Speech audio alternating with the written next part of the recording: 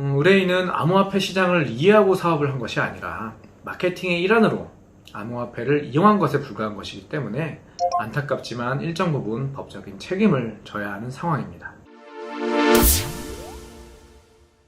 안녕하십니까. 법무법인 비전의 김태린 변호사입니다. 제가 암호화폐 관련 사건들을 많이 진행하고 있다는 이유로 암호화폐와 관련된 주제에 대해서 문의 주시는 분들이 많은 것 같습니다.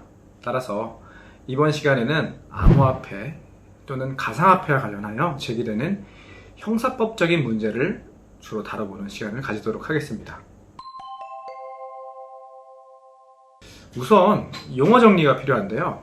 기존에는 암호화폐 내지 가상화폐 또는 코인 또는 토큰 등 개념상 관점상의 차이에 따라서 여러 표현으로 불리고 있었습니다. 최근에 통과된 특정금융정보법에서는 일정 요건을 갖춘 경우를 전제하고 있긴 하지만 정의된 규정에 따라서 가상자산으로 개념을 정의하고 있습니다. 앞으로 정당한 크립토 비즈니스의 영역에 포함되는 행위는 가상자산으로 정리가 되는 것이 맞겠죠. 하지만 여전히 용어가 혼용되고 있기 때문에 이해 편의를 위해 저도 이번 시간에는 혼용을 하는 것으로 하겠습니다. 가상자산에 대해서는 특근법상의 개념 규정 및 가상자산과 관련한 과세 방안이 추진되고 있다는 점을 들어서 이제는 가상자산이 제도권으로 완전히 편입되었다는 주장을 하시기도 합니다. 하지만 이번 시간에는 저 개인적으로 블록체인과 가상자산에 대한 어떤 기술적, 제도적인 평가를 제가 하는 것은 지양을 하는 것으로 하고 현재 문제되고 있는 형사적인 이슈에 한정해서 말씀을 드리는 것으로 정리하겠습니다. 대한민국 가상화폐 시장은 한때 광풍이 불었죠. 그러다가 현재는 많이 정리되고 있는 상황으로 보입니다. 초기에 너무 많은 자금 유입이 되었고 다양한 분야에서 다양한 사업 계획을 가지고 계신 분들이 코인과 접목하여 사업을 진행하시는 모습이 많이 보였습니다. 기술적 이해 부족 내지 어떤 불순한 의도를 가지고 진행하시는 분들로 인해 그 부작용이 하나둘씩 터지는 모습으로 보입니다. 이에 대처해서 정부는 보도자료를 발표한 바 있습니다. 가상화폐와 관련한 매매, 중개 과정에서 시세 조정 등 불법행위 유무를 철저히 감시하고 불법행위가 적발되는 경우 원칙적으로 구속수사하고 법정 최고형으로 구형하겠다는 의지를 보이면서 가상화폐 관련 범죄에 대해 엄정 대응하고 있습니다. 정부가 주요 단속 대상으로 삼고 있는 분야는 첫 번째로 가상화폐를 매개하여 자금을 모집하는 등 다단계와 사기, 유사수신이 연결된 범죄 행위, 둘째로 가상화폐 채굴을 빙자하여 투자금을 모집하는 사기 위험, 셋째로 가상화폐를 거래자금으로 활용한 환치기 등 외국환 거래법 위반, 넷째로 가상화폐 거래를 통한 자금 세탁 등 보이스피싱의 불법행위 관련 범죄 수익 은닉 행위, 다섯 번째로 거래소의 중대한 불법행위로 현재 가상화폐 시장과 관련하여 광범위하게 수사를 진행하고 있습니다. 저 역시 암호화폐 시장에 대한 규제가 미약한 현 상황에서 선량한 피해자를 양산하는 범죄 행위에 대해서는 엄정히 대처해야 한다는 정부의 정책 방향을 지지합니다. 다만 이로 인해 가상자산 시장에 대한 건전한 비전을 가지고 있는 기업들이 위축되어서 관련 산업 전반에 대한 발전 속도가 줄어드는 점에 대해서는 안타까운 마음도 있습니다. 정부 규제가 혼란스러운 상황 속에서도 암호화폐 사업과 관련한 법적 이슈들에 대해 미리 검토한 뒤 사업을 수행하신다면 불측의 피해는 피해 나갈 수 있을 것입니다. 암호화폐 사업과 관련되어 있는 형사법상 이슈 중 크게 문제되는 사기 및 특정경제처벌법상 사기, 유사수신 규제에 관한 법률, 방문판매법 위반에 대해 살펴보는 시간을 가지도록 하겠습니다. 형법 제347조 제1항에서는 사람을 기망하여 재물의 교부를 받거나 재산상의 이익을 취득한 자는 10년 이하의 징역 또는 2천만 원 이하의 벌금에 처한다고 규정을 하고 있고 특정 경제범죄 가중처벌법 제3조 제1항에서는 범죄를 통하여 얻은 이득액이 5억 원 이상인 경우 3년 이상의 유기징역, 50억 원 이상인 경우에는 무기 또는 5년 이상의 징역으로 가중처벌하도록 규정하고 있습니다.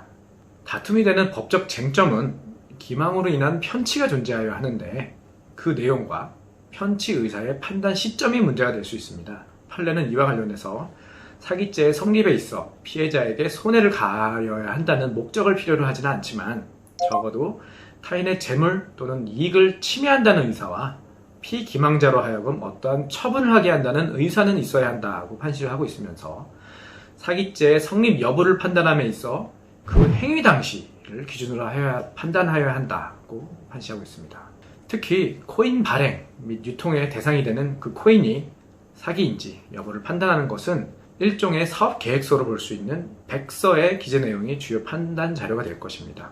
백서의 실현 가능성에 대해서는 일률적인 평가가 어려운 측면이 있습니다. 하지만 실제 형사사건화가 되는 경우 백서 발간 당시에 기망의 의사가 있었는지에 대해 치열한 공방이 이루어질 것입니다. 따라서 백서 발간을 하거나 사업 설명회나 투자 유치 행사를 할 때 실현 가능한 내용을 담고 있는지 허위 가장 광고를 하고 있지는 않은지에 대해 신중한 검토가 필요합니다.